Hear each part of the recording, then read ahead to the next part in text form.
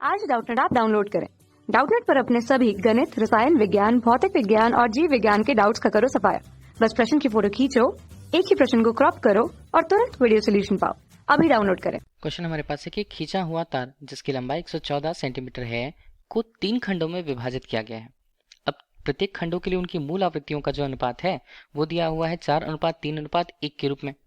तो हमें इस तरह जो तार हैं तो तार की लंबाइयों में अनुपात का मान कितना होगा वो हमें ज्ञात करना है। ठीक है, तो एक तार यहाँ पर 3 भागों में जिससे बांटा गया, तो तार के लिए जो 3 भाग यहाँ पर होंगे 3 खंड, और उसे जो कि कितना सेंटीमीटर का था, खुद उसकी स्वयं की लंबाई 114 सेंटीमीटर थी, उसे 3 खंडों में विभक्त किया गया।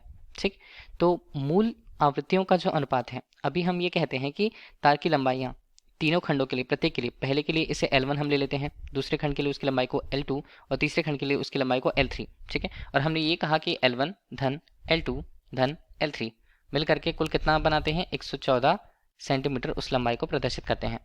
अब मूल लंबाइयों का अनुपात, अब देखिए अलग अलग अगर लंबाइयाँ होंगी तो उनके संगत आवृत्तियाँ भी होंगी, वे अलग अलग मूल आवृत्तियों से कंपित होंगे। तो उसे हमने N1 क्रमशः N2 और क्रमशः N3 लिया हुआ है। ठीक है, तो ये अनुपात दिए हुए हैं, तो इसे हम क्या लिखें, N1 अनुपात N2 अनुपात N3 यहाँ पर दिए हुए हैं, वो बराबर कितना है, वो बराबर है 4:3:1 दिए हुए हैं। तो तार की लंबाइयों का अनुपात हमें देखना होगा।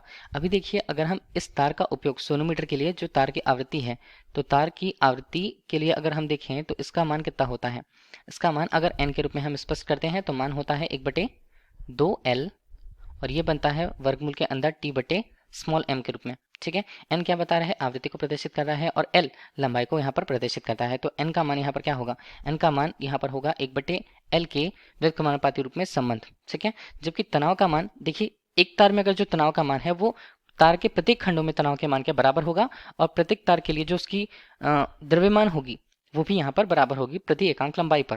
ठीक है, तो n का मान लंबाई पर, आवृत्ति का मान लंबाई पर किस तरह से संबंधित होता है, तो हमने देखा कि वो व्युत्क्रमानुपाती रूप से संबंधित होता है। ठीक, का क्रम व्युत्क्रम है, तो हमने देखा कि N1 अनुपात N2 अनुपात N3 का जो मान आएगा वो बराबर में कितना आएगा, 1/L1 अनुपात 1/L2 अनुपात 1/L3 के अनुपात पर आएगा मान।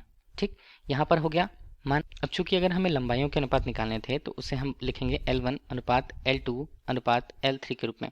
ठीक है, और ये मान किसके बराबर होगा, ये होगा 1/N1 अनुपात 1/N2 अनुपात 1/N3 के रूप में।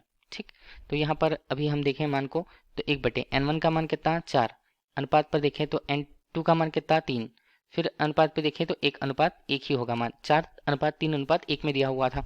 इसे हम लिखें, अगर हल करें तो लघुत्तम ले लेते हैं, 12 यहाँ पर आएगा, और 12 से अगर हम इन टर्म को देखें तो ये हमारे पास बनता है 3। ठीक है, 12 करने के लिए, यहाँ पर 12 करने के लिए 4, और यहाँ पर 12 आएगा। ठीक है, तो हमारे पास लंबाइयों के अनुपात L1 अनुपात L2 अनुपात L3 कितना मिलता है, 3:4:12 हमें मिलता है। यही हमसे क्वेश्चन पे पूछा गया था, तो यही हमारे लिए करेक्ट आंसर होगा। Thank you. कक्षा 6 से 12वीं से लेकर नीट, IIT, JEE वो एडवांस के लेवल तक 1 करोड़ से ज्यादा छात्रों का भरोसा। आज ही डाउनलोड करें डाउटनेट ऐप या व्हाट्सएप करें अपने सारे डाउट्स 8400 400 400 पर।